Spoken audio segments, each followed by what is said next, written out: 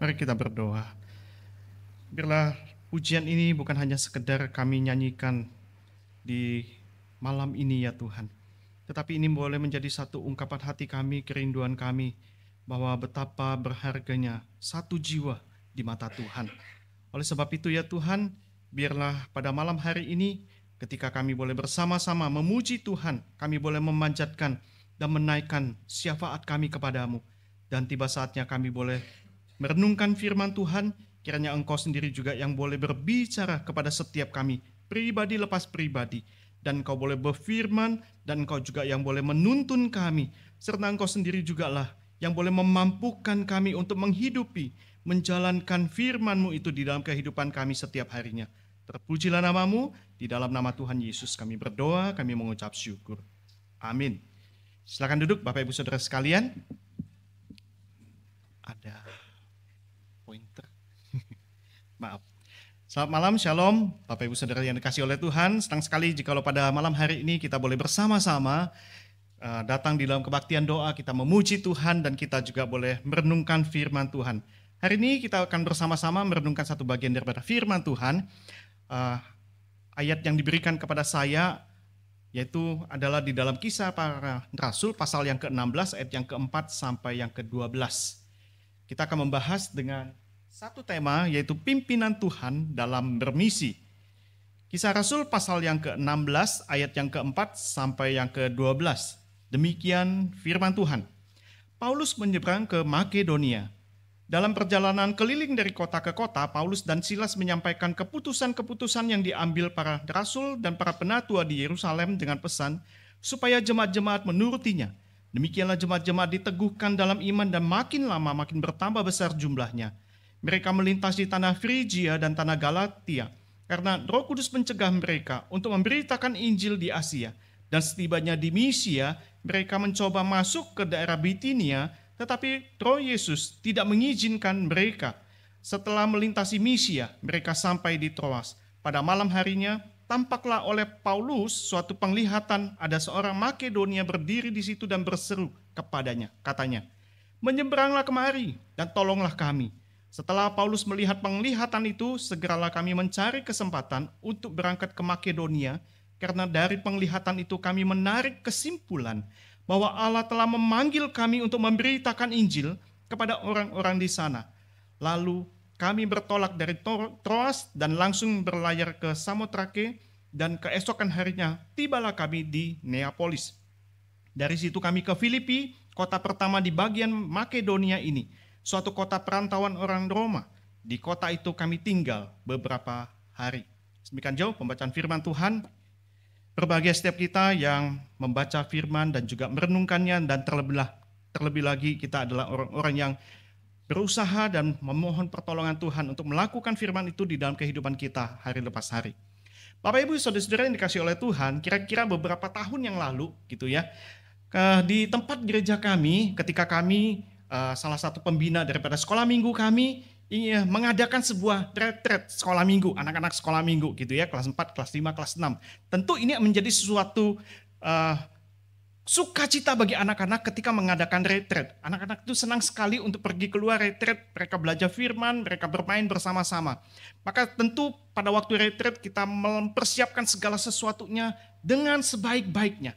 Nah, tiba pada hari H-nya, pembina kami dan bahkan panitia daripada guru-guru sekolah minggu dikejutkan dengan sesuatu hal yang tidak disangka-sangka, di mana ketika tiba di hotel di mana tempat kami membooking tempat itu, maka pihak hotel itu mengatakan bahwa tempat tersebut tidak bisa dipakai dengan berbagai macam alasan dan tanpa pemberitahuan kepada pihak daripada sekolah minggu dan para pembina atau kepada panitia.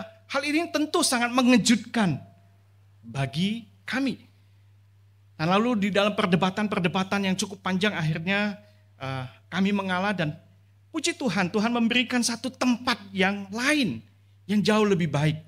Dan puji Tuhan selama 3 hari anak-anak retret begitu bersukacita dan mereka boleh mendapatkan berkat Tuhan yang begitu luar biasa.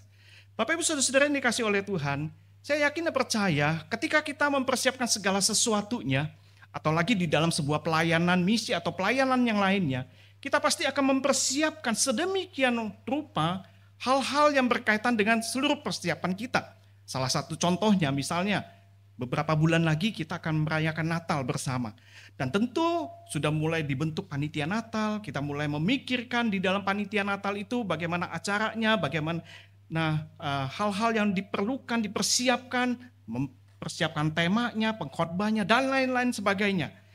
Dan ketika hal-hal yang dialami misalnya oleh panitia, misalnya kejadian yang dialami oleh kami, itu adalah sesuatu yang tadi sudah dipersiapkan dengan matang, tiba-tiba di tengah jalan, entah itu di dalam kondisi misalnya, anggaplah ada kelalaian dari pihak kami secara internal, atau bahkan mungkin juga bisa terjadi sesuatu hal yang di luar daripada kontrol daripada panitia misalnya, entah itu masalah teknis, masalah cuaca, masalah hal-hal yang lainnya yang bisa mengganggu daripada seluruh rencana dan planning kita.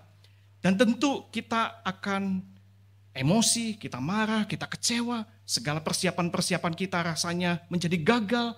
Dan mungkin setelah emosi kita itu terus-menerus meluap-luap, mungkin tenaga kita sudah habis, pikiran kita sudah menjadi lelah. Dan bahkan ketika seluruh planning dan rencana yang sudah kita tentukan dan sudah kita persiapkan, kita juga mungkin mengeluarkan tambahan dana yang tidak sedikit. Bapak Ibu yang dikasihi oleh Tuhan, ketika semua rencana-rencana tersebut kita lakukan, kita persiapkan dengan baik, dan terjadi dengan tiba-tiba hal-hal yang tidak kita inginkan. Mungkin setelah kita menguras emosi kita dan hal-hal yang lainnya, mungkin juga bisa timbul sebuah perasaan ragu. Kita mulai bertanya-tanya, apalagi misalnya dalam sebuah pelayanan, atau bahkan di dalam kehidupan kita. Entah itu di dalam pekerjaan kita, di tengah-tengah keluarga kita, anak-anak kita. Kita menjadi ragu. Kita bertanya kepada Tuhan, Tuhan, maunya Tuhan apa sih? Tuhan mau kemana memimpin kami? Nah, hal ini pun juga tidak terluput dari yang namanya seorang rasul yang hebat, yaitu Paulus. Ketika kita membaca di dalam Kisah Rasul pasal yang ke-16, kita tahu bahwa Paulus adalah rasul yang hebat. Kalau kita membaca di dalam pasal-pasal sebelumnya, pasal yang ke-13 yang merupakan pasal peralihan dari pelayanan Petrus kepada pelayanan Rasul Paulus, di mana di pasal 13 itu Paulus mulai melakukan sebuah pelayanan misinya yang pertama. Dan di dalam pelayanan misi yang pertama, Paulus meraih sebuah kesuksesan. Begitu banyak orang yang diselamatkan, begitu banyak orang yang mendengarkan berita Injil dan percaya kepada Kristus. Dan dia kembali ke Yerusalem, memberikan laporan mengenai hasil pelayanan dia, dan dia kembali ke base camp-nya, yaitu di Antioquia. Nah, masuk di dalam pasal yang ke-16, Paulus setelah mengalami sebuah kesuksesan di dalam pelayanan misinya, dia melanjutkan sebuah pelayanan misinya yang kedua. Jadi,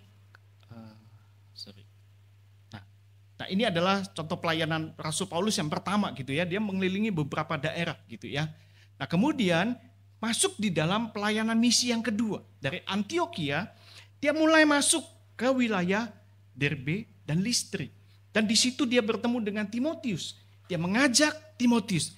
Paulus membentuk sebuah tim yang baru.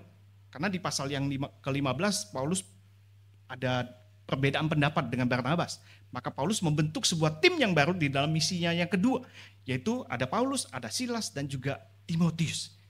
Maka apa yang terjadi di sana? Di dalam ayat yang kelima, di situ dicatat dengan sangat jelas. Ketika Paulus mulai melakukan pelayanan misinya yang kedua. Di mana jemaat-jemaat makin diteguhkan dalam iman. Dan makin lama, makin bertambah besar jumlahnya. Kita perhatikan. Paulus di dalam pelayanannya, dia begitu luar biasa dan dia mencapai sebuah kesuksesan. Kalau kita di dalam konteks hari ini misalnya ya, kita pikir bahwa Paulus itu adalah hamba Tuhan yang begitu luar biasa. Hamba Tuhan yang diidam-idamkan oleh banyak gereja. Karena ketika dia melayani, dia banyak memenangkan banyak jiwa. Sehingga ketika dia mengunjungi satu kota demi satu kota, makin lama jemaat itu makin bertumbuh dan Tuhan juga memberikan satu pertumbuhan jumlah yang makin lama makin besar. Nah, di tengah-tengah kesuksesan dan keberhasilan Paulus yang begitu luar biasa, tentu kita merasa bangga. Kita mungkin mengacungkan 2 jempol kepada Paulus sebagai hamba Tuhan yang melayani di mana-mana, bahkan dia rela memberikan dirinya, mendedikasikan waktunya, tenaganya, bahkan rela untuk dianiaya. Dia berjuang untuk memberitakan Injil. Dan kita pasti akan bangga sekali dengan pelayanan misi Paulus yang berhasil ini. Tetapi ketika kita masuk di dalam ayat yang ke-6, apa yang terjadi?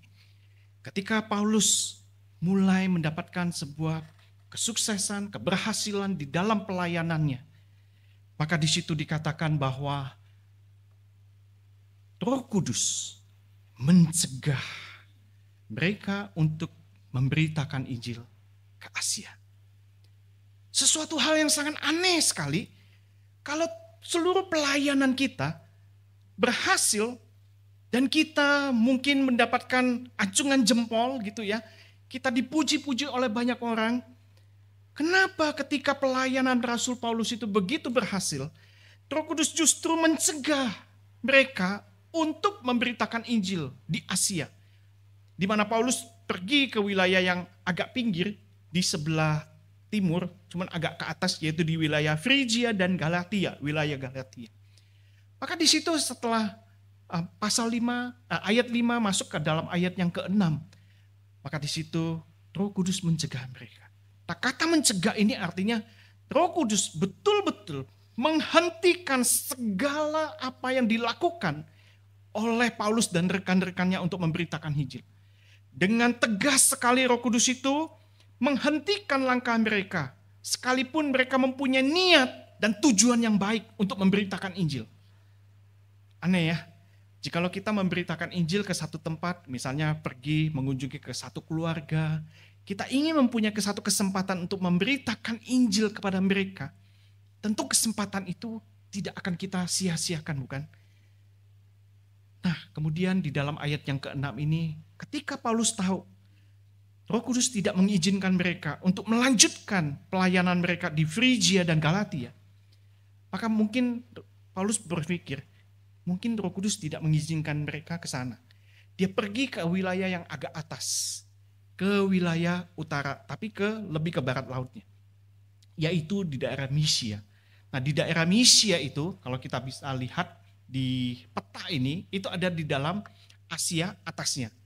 Tetapi di dalam ayat yang ke-7, di situ disebutkan juga bahwa Roh Yesus tidak mengizinkan mereka juga. Jadi ini adalah sebuah konfirmasi yang sangat jelas bagi Paulus. Baik itu Roh Kudus, Roh Yesus Kristus, ini adalah satu term yang dipakai sama gitu ya.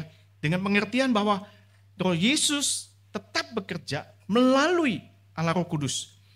Jadi ini adalah satu pekerjaan Allah Roh Kudus yang menghalangi langkah pelayanan Rasul Paulus untuk menginjili di wilayah Asia. Nah, wilayah Asia itu jangan kita pikir seperti Asia, seperti kita gitu ya, wilayah Asia, ASEAN begitu, bukan. Tetapi wilayah Asia yang dimaksud itu adalah yang ada di sekitar tengah-tengah situ. Ada tulisan Asia. Nah, salah satu kota yang penting itu adalah Efesus. Nah, nanti kita akan lanjut di situ. Nah, masuk di dalam ayat yang ke-7 ini, Bapak Ibu Saudara-saudara yang dikasih oleh Tuhan, apa yang dapat kita bayangkan? Bagaimana perasaan Paulus dan rekan-rekan ketika mereka dengan niat yang baik, dengan tujuan yang baik, dengan semangat dan spirit yang berapi-api untuk melayani Tuhan, memberitakan Injil, tetapi justru dicegah oleh Roh Kudus. Maka di sini paling tidak kita perlu belajar dan merenungkan apa yang dimaksud dengan pimpinan Tuhan ketika kita melayani Tuhan.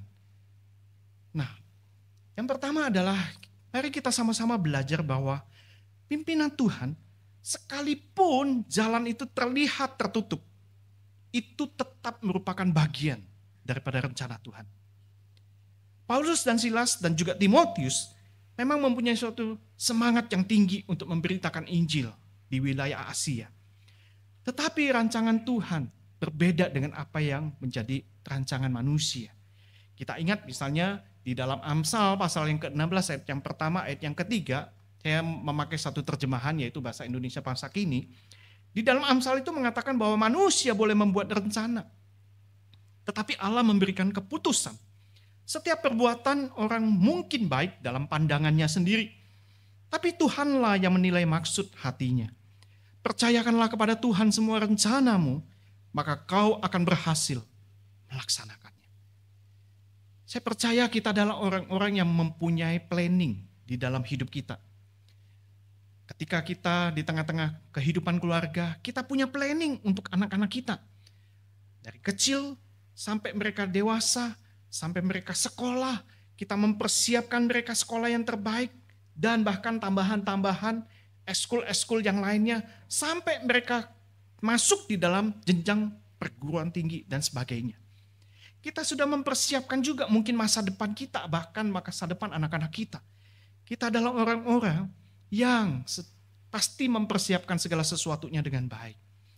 Tetapi pernahkah ketika kita mempersiapkan segala sesuatunya, segala planning, segala program pelayanan yang kita persiapkan dengan baik, apakah kita sungguh-sungguh peka akan suara Tuhan?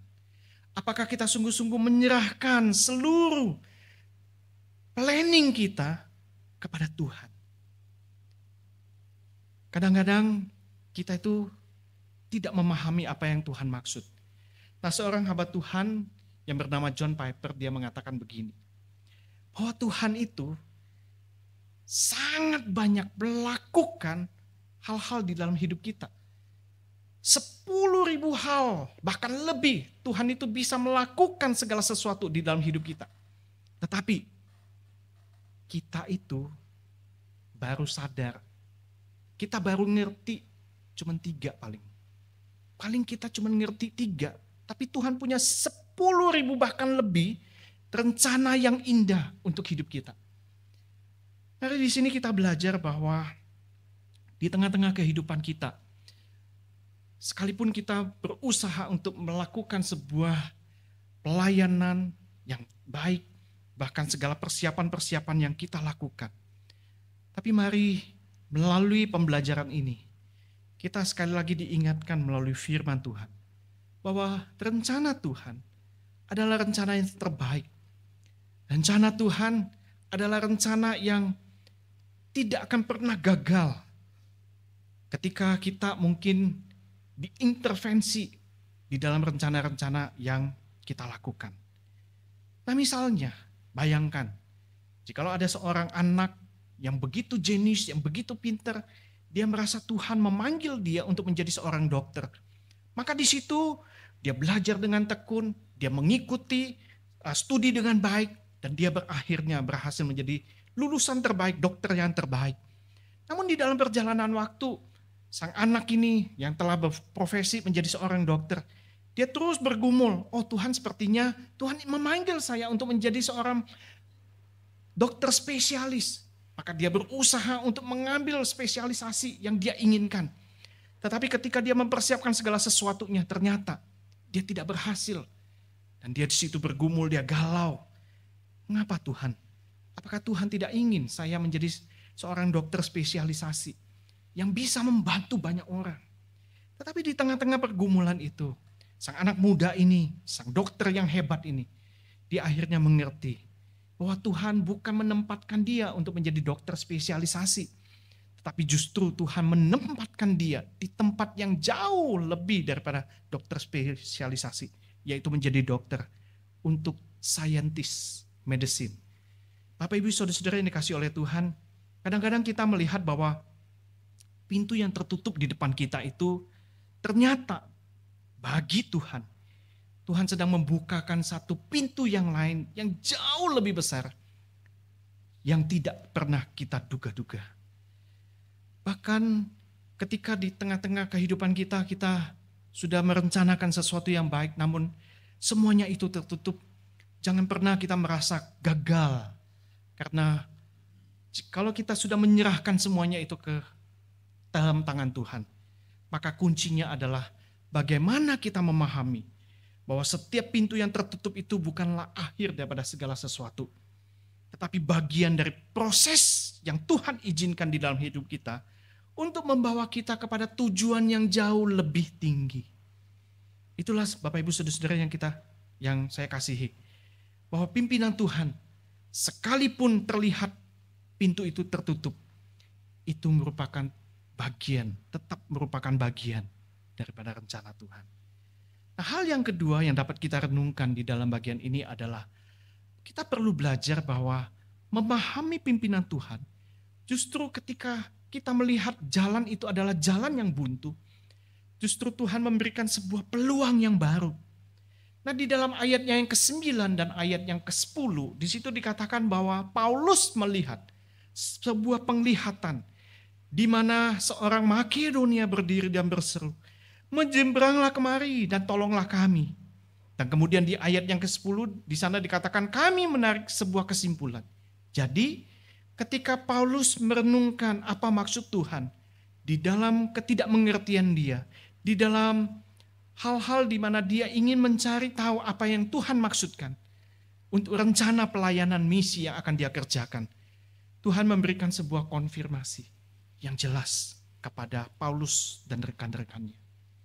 Bahwa ada sesuatu hal yang jauh lebih siap. Mungkin beberapa penafsir menyebutkan bahwa mengapa Roh Kudus itu mencegah Paulus memberitakan Injil di Asia. Kemungkinan wilayah Asia itu belum siap untuk menerima Injil. Tetapi wilayah daripada barat, yaitu yang disebut Makedonia, wilayah Makedonia, itu adalah tanah yang subur yang siap untuk digarap. Maka disitulah Tuhan memimpin langkah Rasul Paulus dan teman-temannya untuk pindah dari Misia mereka ke Troas. Troas mereka berlayar kira-kira 2 hari ke Neapolis, dan dari Neapolis mereka ke kota Filipi, di kota yang sangat penting. Dan disitulah Paulus memulai sebuah pelayanan memberitakan Injil.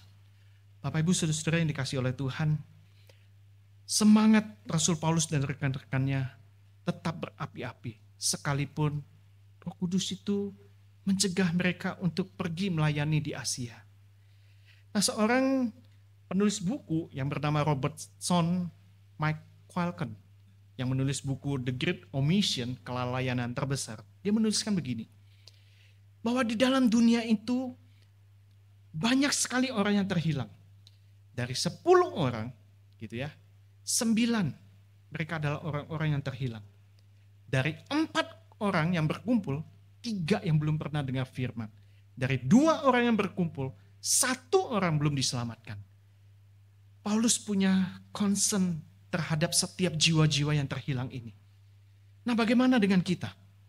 Apakah ketika setiap pelayanan kita yang mungkin kita anggap gagal, kita lepaskan atau kita abaikan, dan kita berpikir dan kita berasumsi bahwa Tuhan tidak membuka jalan ini untuk kita.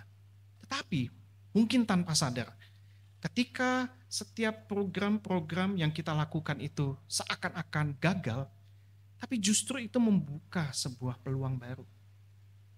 Bapak Ibu Saudara-saudara yang dikasihi oleh Tuhan, saya yakin dan percaya di saat-saat seperti ini, para hamba Tuhan, pembina, pengurus, aktivis gitu ya, sedang mempersiapkan yang namanya program untuk pelayanan tahun 2025.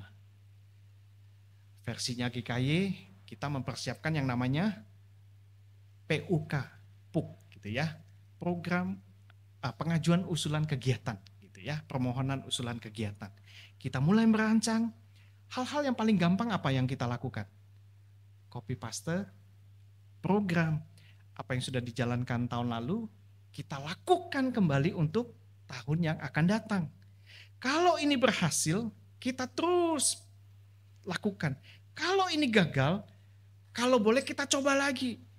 Nah, tetapi apakah ketika kita ingin mengajukan program-program itu, dan ketika majelis misalnya, ini tidak boleh dilakukan, apakah kita langsung menjadi kecewa, putus asa, kita langsung meninggalkan pelayanan, kita merasa bahwa gereja tidak mendukung kita?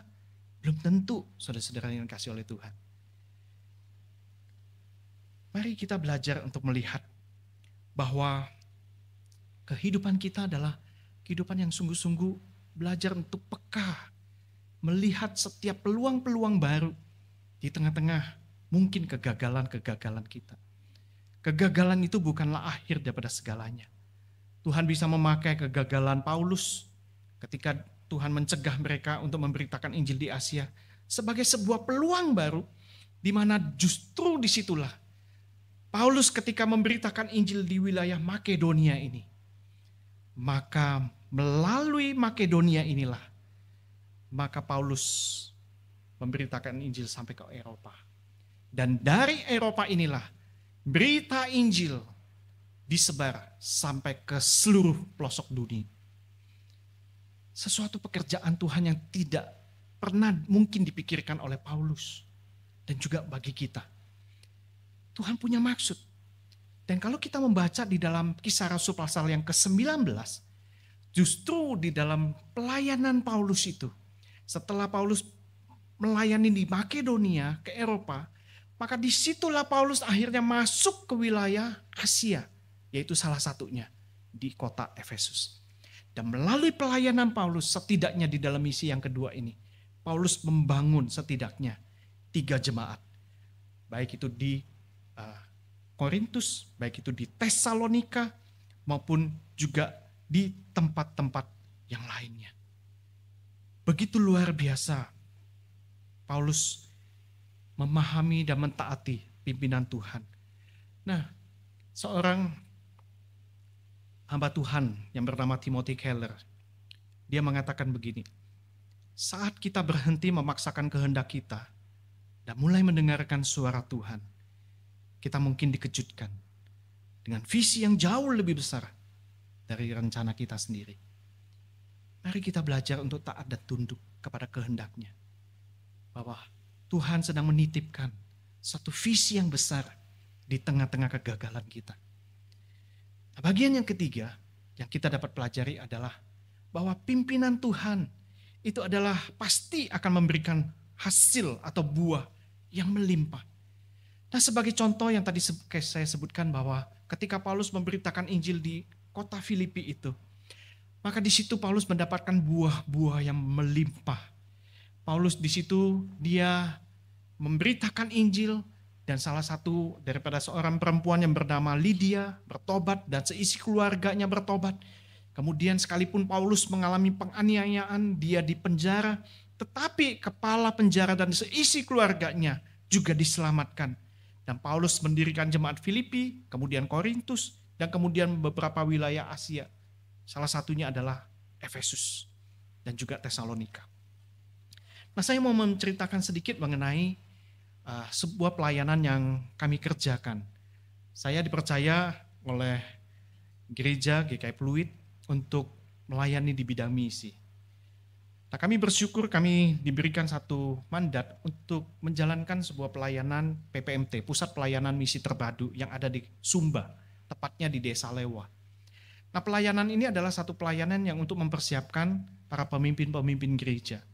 Tetapi setelah sekian waktu kami melakukan pelayanan ini, kami melihat bahwa pelayanan ini seolah-olah pelayanan yang rasanya kami gagal. Kami tidak memberikan satu dampak yang besar buat pemimpin-pemimpin yang ada di Sumba dan sekitarnya. Lalu kami berdoa, kami sungguh-sungguh meminta Tuhan mau memberikan apa buat pelayanan kami yang ada di Pulau Sumba itu. Nah, Tuhan mulai memberikan kepada kami sekumpulan daripada anak-anak kecil, dari masa-masa sekolah minggu, anak-anak SD, kami mengajar mereka untuk bimbel, dan kemudian anak-anak pemuda. Maka setiap Sabtu kami mengadakan sebuah persekutuan anak-anak muda di sana. Yang tadinya cuma beberapa orang, ya sampai hari ini kurang lebih ada 100 lebih daripada anak-anak yang kumpul setiap malam minggu. Daripada mereka di jalan-jalan, mereka mabuk-mabukan, kami mengumpulkan mereka untuk dibina, untuk mereka boleh mengerti akan firman Tuhan. Dan kami juga bersyukur setelah kami beberapa waktu memperhatikan mereka, mementori mereka.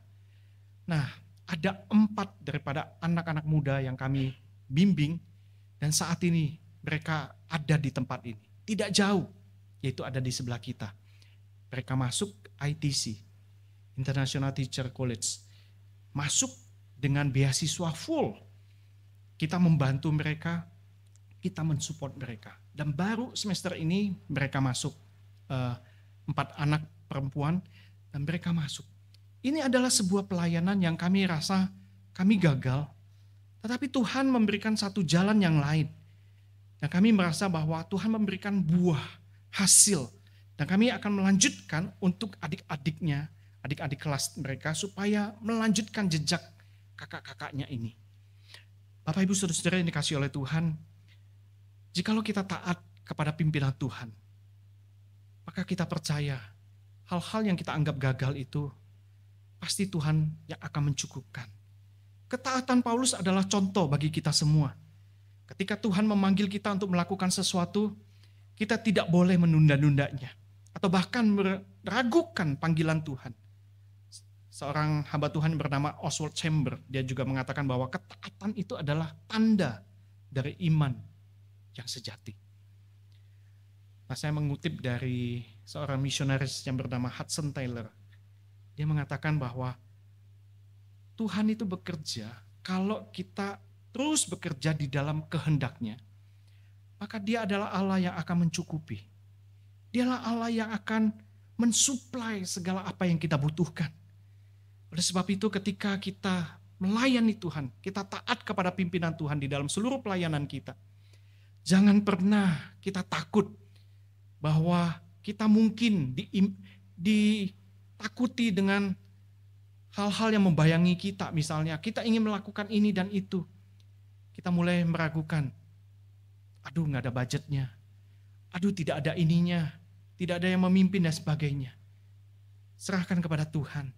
Tuhanlah yang akan mensuplai semua yang kita butuhkan. Dialah yang akan mencukupkan kepada kita. Oleh sebab itu Bapak Ibu yang dikasihi oleh Tuhan, sebagai kalimat yang terakhir, kita mau belajar bahwa pimpinan Tuhan itu adalah satu-satunya cara untuk membawa keberhasilan di dalam misi yang kita lakukan. Misi itu bukan tentang strategi kita, cara kita, planning kita. Hal-hal yang kita anggap kita hebat. Tetapi ketika kita belajar melakukan misi, itu berarti kita sedang berbicara tentang mengikuti pimpinannya. Kiranya melalui firman Tuhan pada malam hari ini kita belajar melalui panggilan Makedonia ini bahwa Tuhan memperlihatkan kepada kita ada di luar sana begitu banyak jiwa-jiwa yang belum kenal Tuhan. Seruan Makedonia adalah wakil daripada seruan seluruh bangsa yang terhilang, yang jiwanya kosong, yang menuju kebinasaan. Mereka memerlukan juru selamat. Maka siapkah kita menerima pimpinan Tuhan untuk terlibat bersama-sama di dalam pelayanan misi? Kiranya Tuhan boleh menolong kita dan memberkati gereja kita untuk terus tekun melakukan pelayanan misi untuk menjangkau banyak jiwa. Amin. Mari kita berdoa. Bapa dalam surga, kami bersyukur kepadamu untuk firman yang boleh kami renungkan bersama-sama pada malam ini. Tuhan, kami tahu yang kami lakukan tidak banyak. Yang kami lakukan hanya sebagian kecil. Mungkin kami hanya mengerti 3 hal dari sekian puluh ribu cara Tuhan untuk membekali kami. Tuhan, penuhi kami. Berikan kepada kami ketaatan, ketekunan, kesetiaan untuk mengikuti pimpinan-Mu di dalam melayani Tuhan. Bahkan seluruh aspek kehidupan kami, ketika kami berada di tengah-tengah keluarga, ketika kami berada di tengah-tengah kantor, di kampus, di jalan, atau dimanapun ya Tuhan, kami tahu bahwa kami adalah utusan Tuhan. Kami adalah duta-dutanya Tuhan yang dipakai untuk memberitakan Injil. Tuhan pakai kami, dan Tuhan berkati gereja-Mu di tempat ini untuk boleh bersama-sama memberitakan firman-Mu, menyaksikan akan Injil Tuhan, sehingga banyak orang yang di luar sana boleh mengenal Engkau, dan mereka boleh datang kepadamu, dan mereka boleh diselamatkan.